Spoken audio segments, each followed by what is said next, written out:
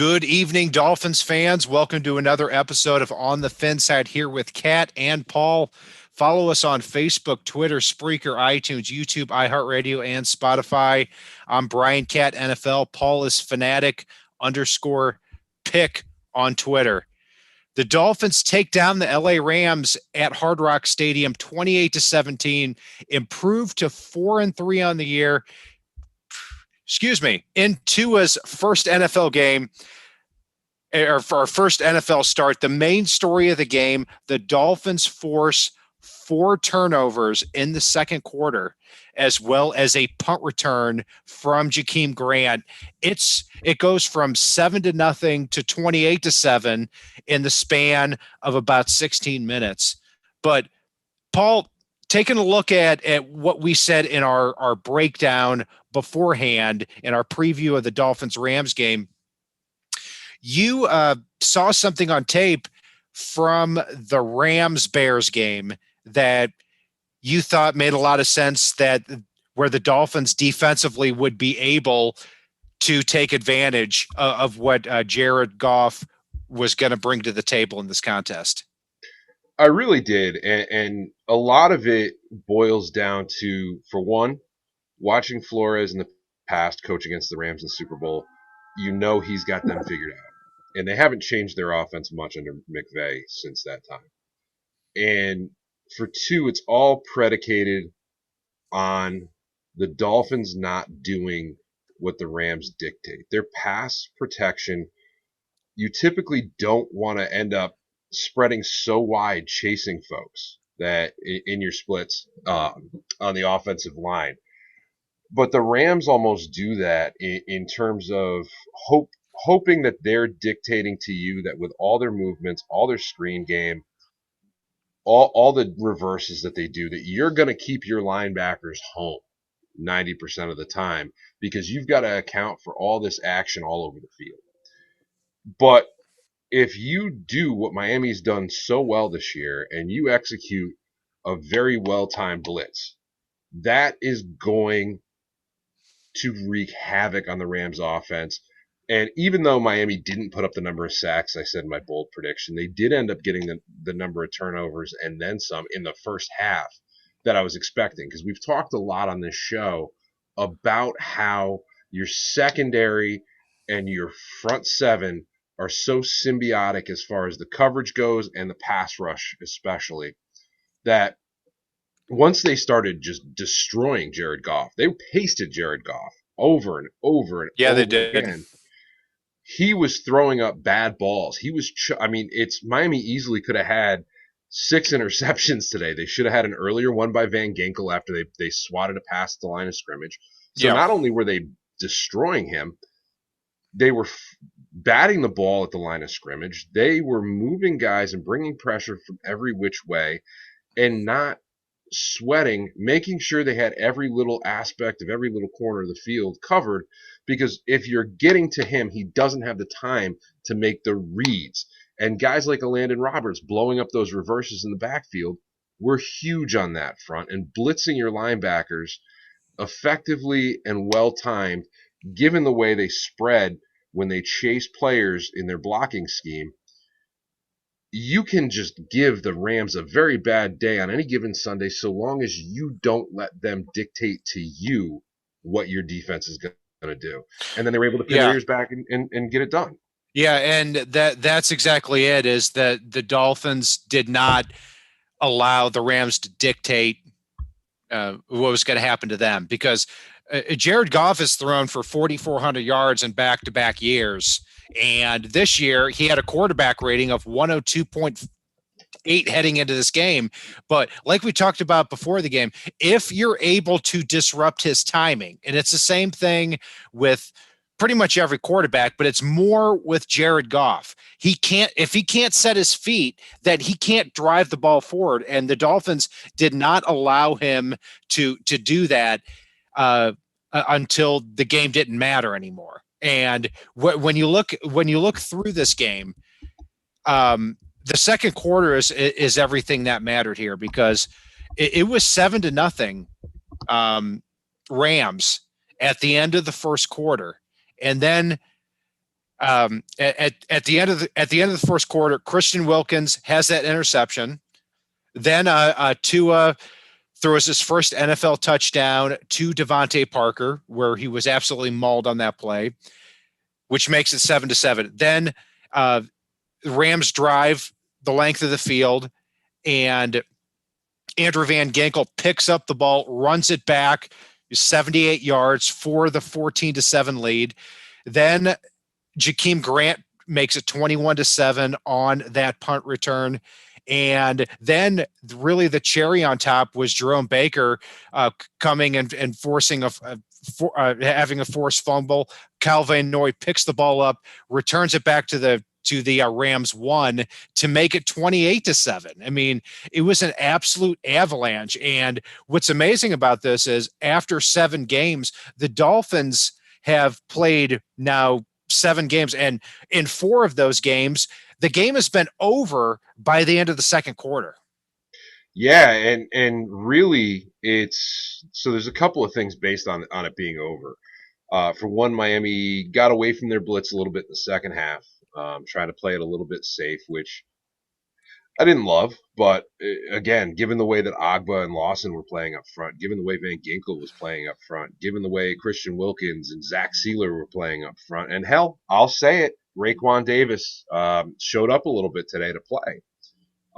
They were able to get away from the blitz a little bit, and it was comical because if you watch in the second half, the Rams started doing something I haven't seen from them, and that's keeping their running backs in the block because they weren't getting to that read anyhow, and they were guessing where Miami was going to blitz on a given play with where they were sending their running back to block.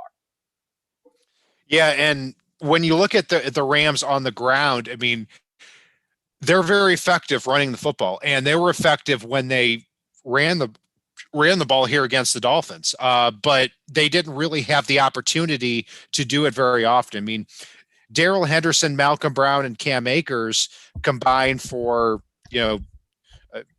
almost 5 yards a carry, but it didn't really matter because when you're up 28-7, everything else is pretty much statistics at that point. I mean, Jared Goff threw for 355 yards in this game. Did it matter? No. I mean, when you're up 28-7, you're basically just bleeding the clock out in the second half. And that's what the Dolphins have done in 4 of their 7 games here. It is. And I mean, it's the Rams got away from the running game as the game wore on, as you do when you're down by 2-3 scores. They were in a situation that Miami was able to pin their ears back because they were forced to pass the ball. So, yeah, the Rams put up more yards there and a whole ton of yards. But at the end of the day, as it stands right now, while this Dallas and Philly game is going on, Miami owns the number 1 scoring defense in the NFL. And given the fact that Miami has literally lost the time of possession in a couple of these big wins, the yardage should be up, but the fact that they're keeping the points down is tremendous. Yeah.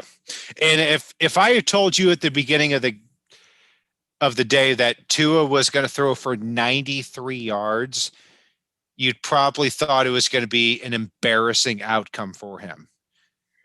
But yeah, he didn't have to throw for anything. I mean, it's when you're up by 3 scores, you don't have to throw for a lot of yards. I think there were plenty of things wrong in the passing game, and we'll get to that in a bit. But I mean, it wasn't like it was it was 3-3, 10-3, 10-6, 13-6, and Tua was throwing for 93 yards. The Dolphins were blowing them out for things that had nothing to do with Tua.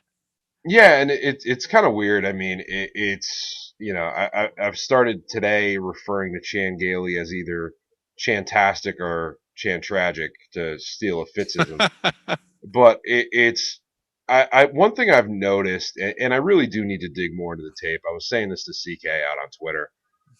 Chan Gailey while he's knocked the rust off a little bit when the Dolphins are behind, I, he's kind of like Ryan Fitzpatrick, and I think that's why the two of them mesh so well together.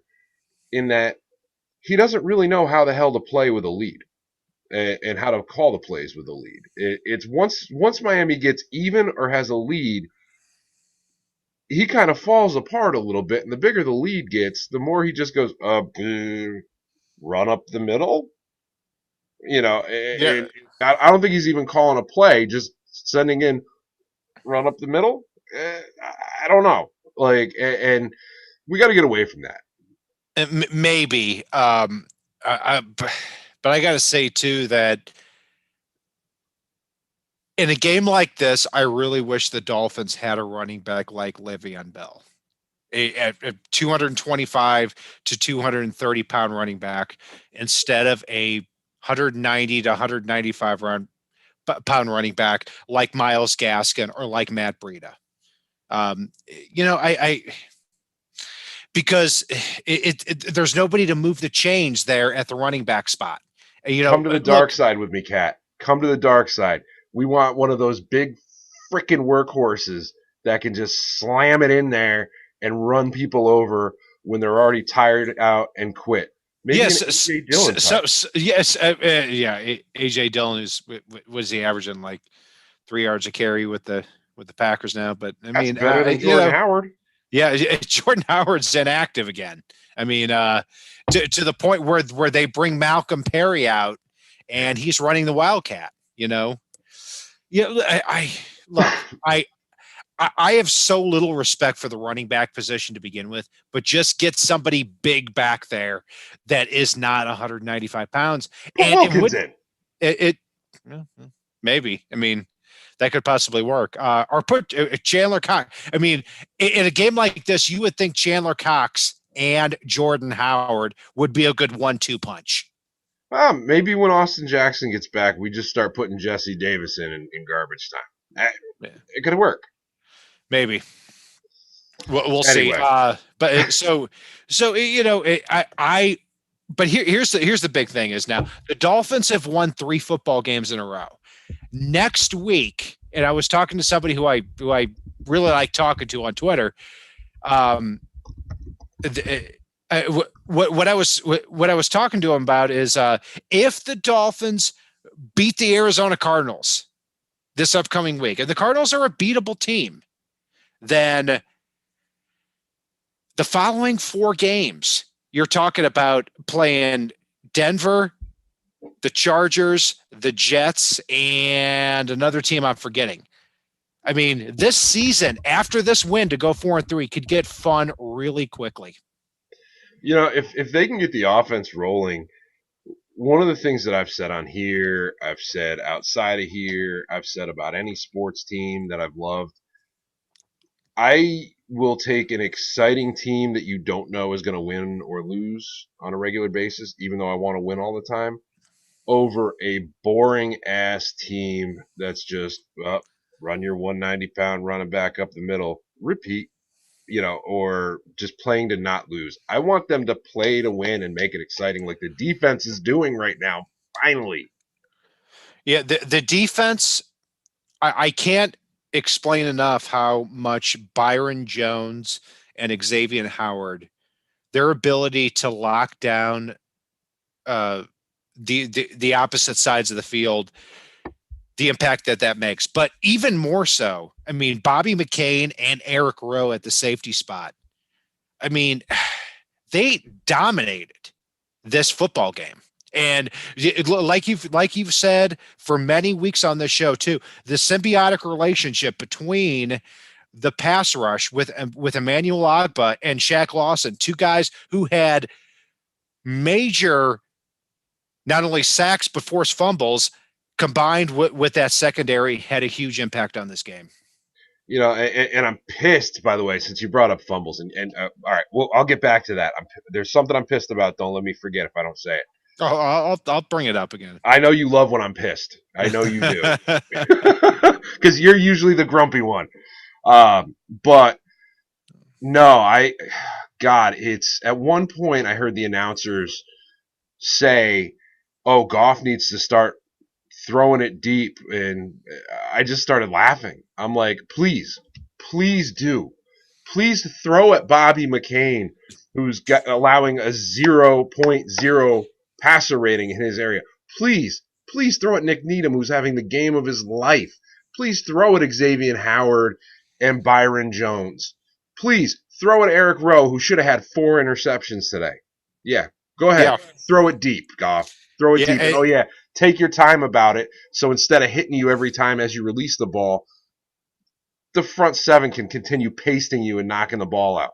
yeah, and Brandon Jones too is somebody that's all around the football field. I mean, Dolphins have to have 6 or 7 defensive backs who play at a very, very high level.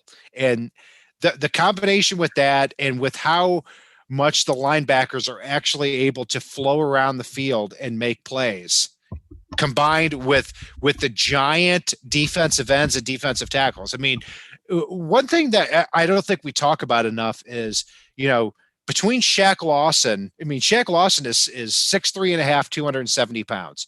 Emmanuel Ogbah is 6'5", 270. Raekwon Davis, I mean, we've talked about him badly on the show, but he's 6'7", 300 plus pounds. Zach Sealer is 6'6", 300. I mean, there's a lot of size on the front wall. There's a lot of speed in the linebacker room, and there's also at defensive back just Pro Bowl ability, stacked one on top of the other. There is, and don't underestimate the missiles that Miami has at linebacker now, in Jerome Baker, in Kamal Grugier-Hill, in Landon Roberts, and occasionally in Sam McGuavin.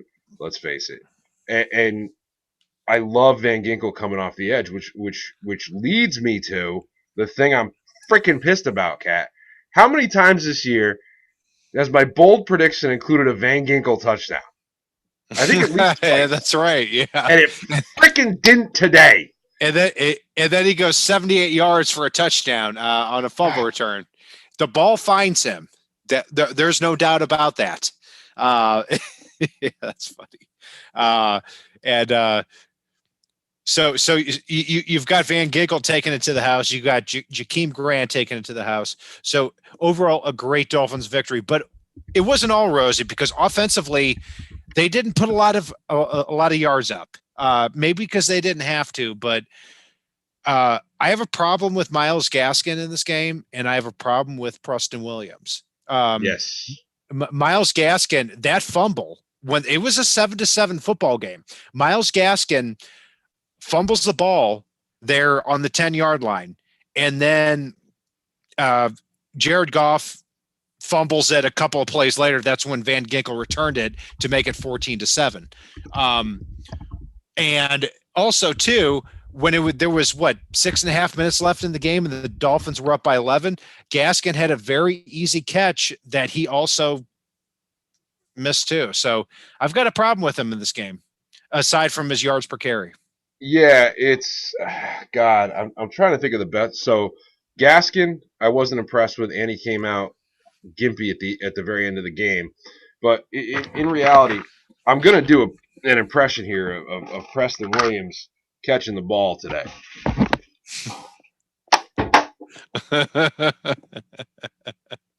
Yeah, he wasn't good. I mean, and it's a theme.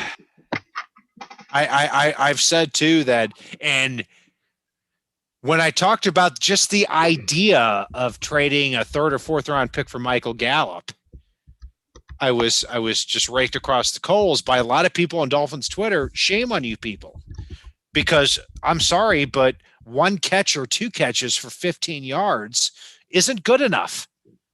Well,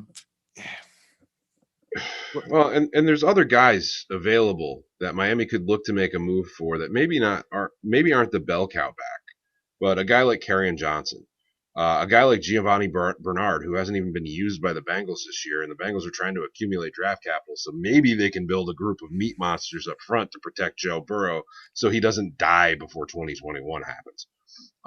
So and it may not be all that expensive. And there's a number of really good rookies coming off their rookie deal that haven't re-signed yet. that could also potentially be had if you look through the list of running backs from Christian McCaffrey's class and Alvin Kamara's class that are wrapping up their rookie deals, and you might be able to shake not those two free, obviously, because McCaffrey re-signed, but you might be able to shake one of their classmates loose, and it's worth the pick next year, given the fact that the Bills are falling apart. I'm a big proponent of having 5 or 6 running backs on the roster, just rotating them and just pounding them into the ground repeatedly. I don't think Myles Gaskin is going to be that guy just because he's 195 pounds. He is what he is. He's a good player. I was wrong about him. I'll say that, every day of the week. But let's get to the grades here by position. At quarterback, I can't believe I'm saying this, but after Tua's first game, I never thought I'd be thinking, I don't know about the guy. His first drop back, Aaron Donald strips the ball from him, and he beat Eric Flowers on the play, and he recovered nicely, I thought. And also there was a pass, 10 minutes later where he put the ball up high and outside to Mike Gesicki. I like that throw.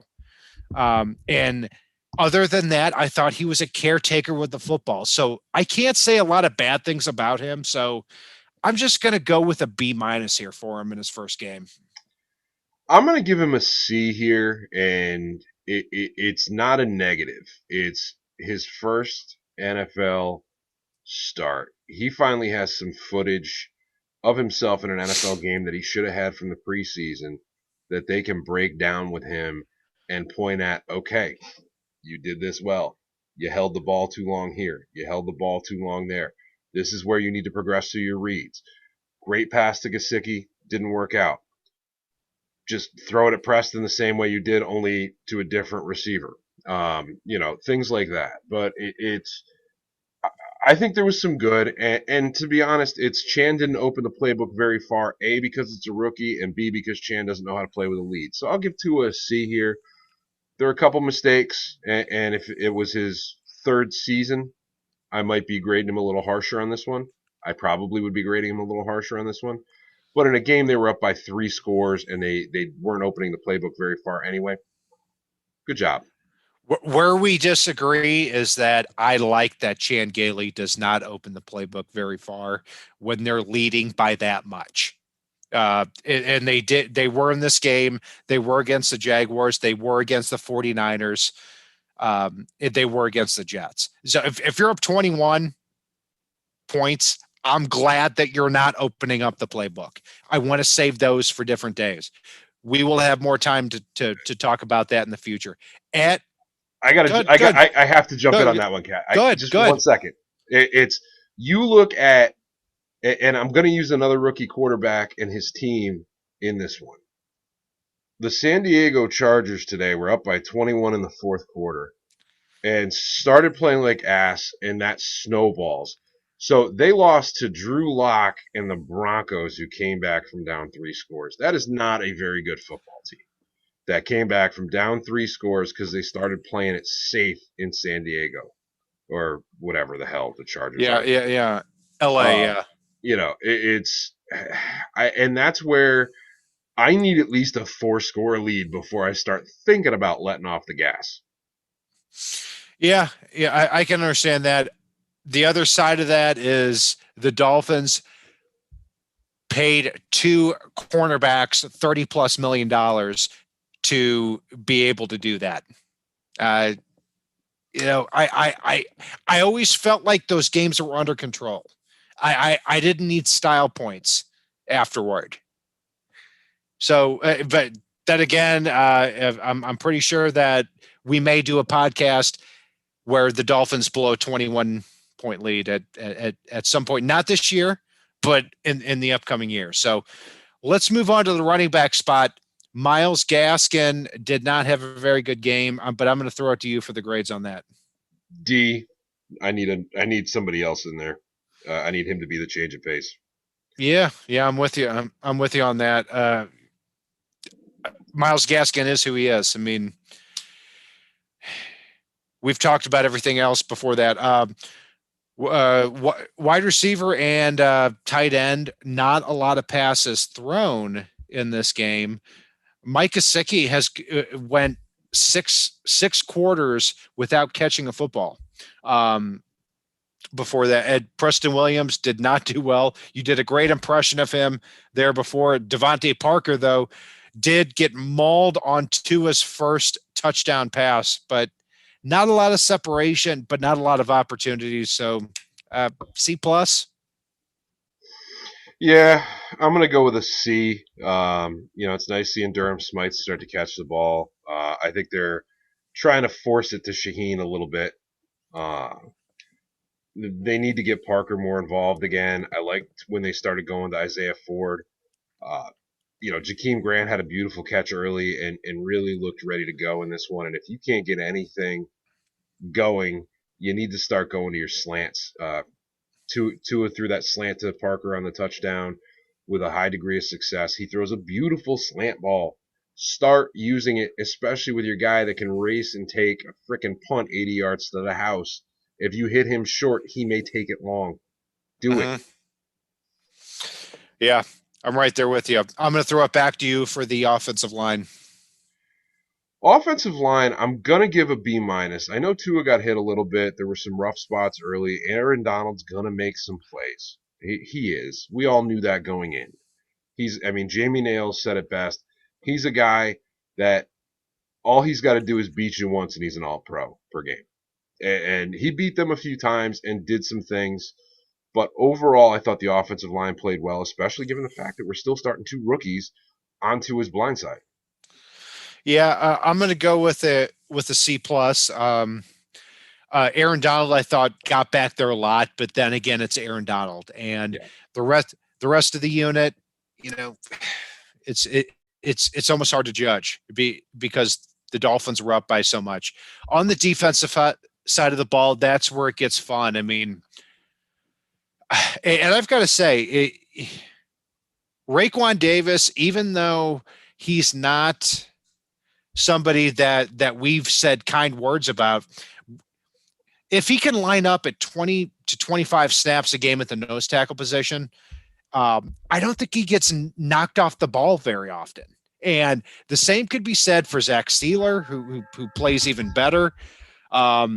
Emmanuel Ogbah, Shaq Lawson. The Dolphins have a lot of size on that defensive front where they can win from the inside out. So overall, across the board, pretty much, I'm going to go with B's and A's. So I'm going to go with an A minus for the Dolphins defensive line. Miami batted over 6 passes at the line of scrimmage today. Their defensive line scored a touchdown. Raekwon Davis, Christian Wilkins had an interception. I didn't even mention Christian Wilkins. Yeah, Jesus. Ogbah pasted Jared Goff on play after play after play after play after play. Shaq Lawson got in on the action. I mean, it's on that fumble that Van Ginkel raced, 78 yards back with. It looked like he hit Jared Goff with his truck. I mean, good Lord. This defensive line was all over everything, shut down a lot of the running game today. I can easily give this D-line an A+. Van Ginkel and freaking God. I want to talk about these guys for a few minutes because I love what they did today. Raekwon Davis is built like the freaking guy that every coach I ever had said his grandma was built like. Freaking Zach Sealer's built like Sully from Monsters, Inc., and they are destroying people. Zach Sealer almost intercepted the interception that Van Ginkel dropped and batted around on his butt for a minute, and Sealer almost dove in and grabbed it. The effort you see from a lot of these guys on every play is starting to rub off on Raekwon Davis, and that is a good thing. These guys are hugely responsible for what the secondary did, and absolutely A+ for this front freaking line here. Absolutely. And at the linebacker spot, we can talk about Van Ginkel or whether he's a pass rusher or a linebacker. He's both. He's positionless. He's positionless, as are a lot of players on this team. I mean, Bobby McCain is on the line of scrimmage as often as he is deep in the secondary. That's what's the difference between and that's what we on this very show complained about for so long with these former Bengals defensive coordinators,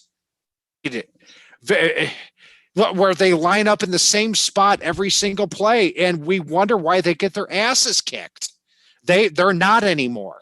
And that's what I love. It is unpredictable from one play to the next. So at the linebacker spot, um, as much as we've said about Landon Roberts, how he comes down and breaks into the backfield, play after play, is something I've got to say Raekwon McMillan did not do.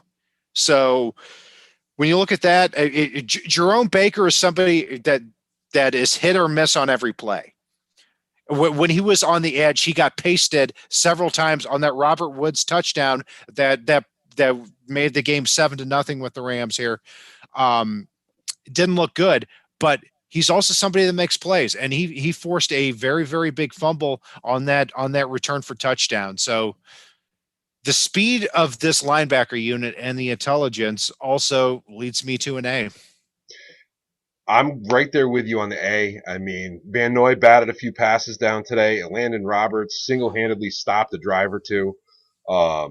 Jerome Baker, while we can say some bad about him, we've got to say the good. And I think I saw a stat with the double-digit tackles and team-leading tackles he had again today. He is the fastest linebacker to 250 tackles in his career since Channing Crowder in like 2007. So that's a Wow. pretty damn good stat for the guy that a lot of people have been pasting. I Yes, put him it in the Bobby is. McCain category where people are pasting him for no reason, and they're going to come around. There's nobody that can hit that freaking blitz lane like Jerome Baker does. There is not one guy on this team, and that includes a Landon Roberts, who is exciting to watch coming in too. So yeah, easily an A for me. I mean, good God, freaking Van Noy almost scored a touchdown here, we haven't even touched on Yeah. that one. Yeah, yeah. Van Noy scooped it up and returned it back to the Rams 2-yard line and set up a Myles Gaskin touchdown that made the game 28-7. I mean, just cherries all around here for this defense. At defensive back, I mean, I think we've led into all this. I mean, Xavier Howard, Byron Jones, Eric Rowe, Bobby McCain, Nick Needham had a great game, like you said. Brandon Jones. I mean, the Dolphins can go, 6 to 7 deep right now. Hayes gets on the field, and Hayes played well. I mean, Yep. So A+ for me. Yeah, it's again A+. I mean, and they left a bunch of interceptions on the field. I mean, Eric Rowe was everywhere today. Bobby McCain was everywhere today, and Brandon Jones everywhere. Like it's watching Bobby McCain run from one side of the line to the other to blitz or drop back. You have no idea where these guys are going to be on any given play, and I love it. Absolutely love it. This is the defense we've wanted for years. And it's not just the players, it's the scheme. It's creative. It's unpredictable, and yet it's positionless and ridiculously disciplined in this positionless defense. Hell yeah, A+. Yeah, and if you're listening to this podcast, you might be wondering like why are Paul and I, rubbing our nipples together, but here's why. Is the Dolphins were up 28-7 and it should have been more. Okay. And the only reason that this game was even closer was because the Rams threw for a bunch of meaningless yards at the end. That's it. Hey, you could take 5-yard and 10-yard passes all day, but doesn't really matter.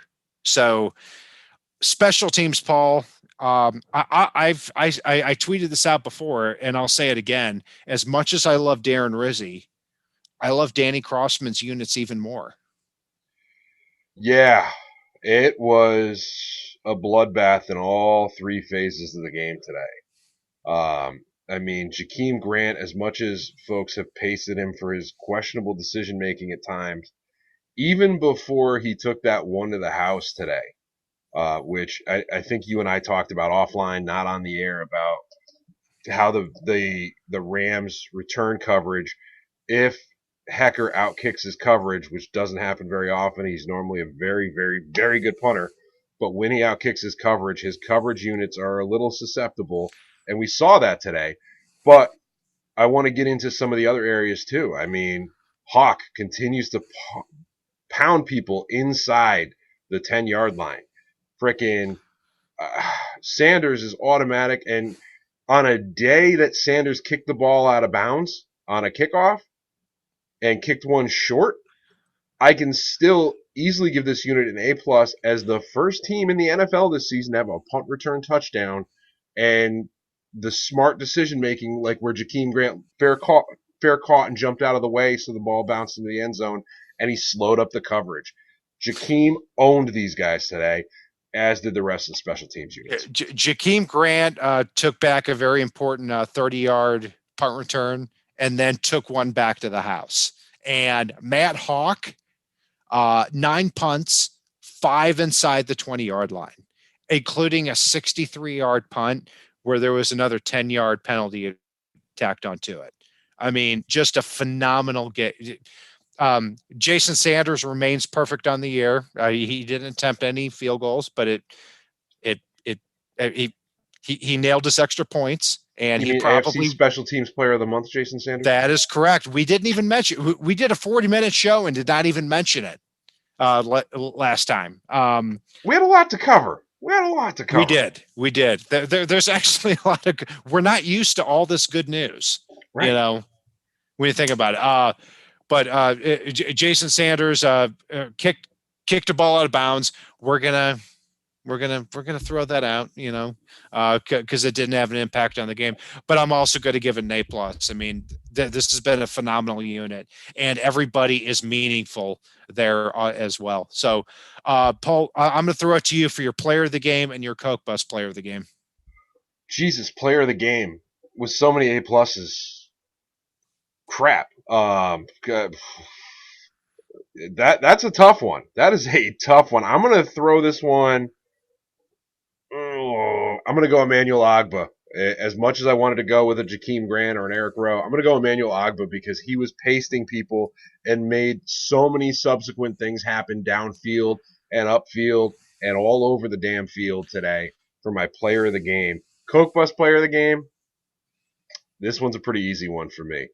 Preston Williams, you dropped 2 probable third down conversions in not a lot of opportunities and continue to look like a shadow of your undrafted ass self. Wow. Do better. Strong words there from Paul Picken.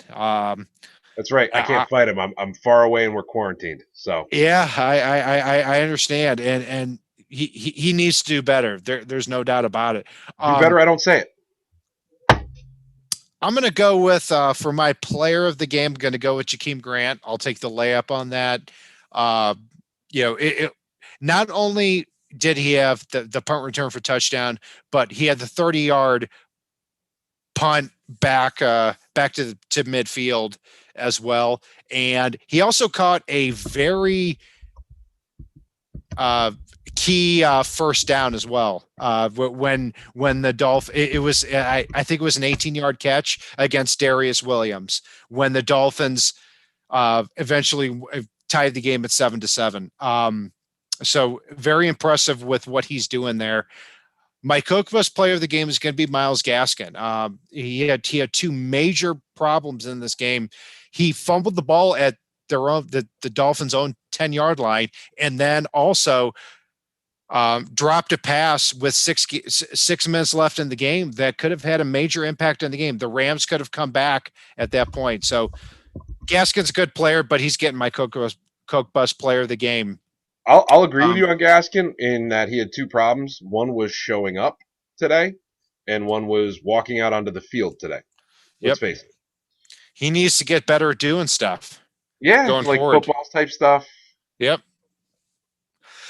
So wait, I got to ask though, Kat, did you actually this season, 7 games in with Miami above 500, Have you given Bobby McCain and Jakeem Grant your player of the game so far this year? I think I have. I think I have, and I'll even go a step further. I only thought the Dolphins would win 6 games this year, and they're 4-3. And next week against Arizona, if the Dolphins win that game, things get fun, really fun. I mean, we're talking about double-digit type of win seasons with an extra first and second round draft pick coming up. So, Kat, we actually have a question I want to pose to you, and Yeah. I'll answer it as well. Chad's asking if you think that they're going to let Tua open it up next week.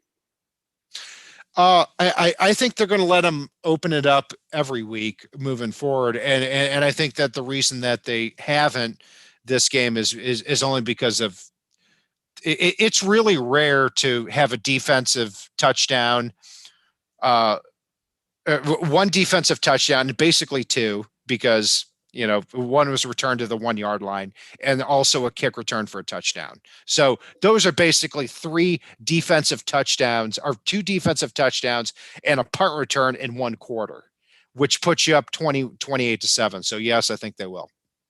Yeah, and one thing I'll say here with that too is when you have a rookie quarterback, and this is something you've heard Zach Taylor say with the Bengals, you've heard previous coaches say with some of their rookies if they're intelligent coaches. It's you open the playbook as far as the player shows you that they're ready for. And hopefully each week we'll see Tua open it up, change, and grow to the point where Chan Gailey can open it up further and further and further. And hopefully we continue to have this good problem where Chan Gailey's got his own learning experience of how to coach with a lead. So hopefully somebody gets him a How to Coach with a Lead for Dummies book that he can utilize here. Because it's once he starts to figure that out, you're also going to see the benefits for Tua and other people on offense. But again, they got to get the running game going to help them out too. Yeah, and I'm of the belief that you shouldn't show those things when you're up by 28 points. I don't think that's the opportune time to do those things. But we'll see moving forward. But let's move going into week 9. Not only should we root for the Dolphins, obviously, this is a Dolphins podcast, but let's. You better root for the Dolphins. Oh, of course, yeah. I'm really draining out here. No, you're good. You're good. It's Mike Glennon next week for the Jaguars. Root for him against the Texans to get to 1-7. I mean, if the Texans if the Texans finish this year at 3-13 and are 4-12, oof, I mean, the Dolphins are going to have a high draft pick, so we should all be cheering for that as well. That'll do it for our breakdown of the Dolphins-Rams game here on the FinSide. Follow us on Facebook, Twitter, Spreaker, iTunes, YouTube, iHeartRadio, and Spotify. And if it's not on the right side and it's not on the left side, make sure you guys click that like and subscribe and all that stuff. Man, that's correct. And if it's not on the right side and it's not on the left side, it is on the fin side.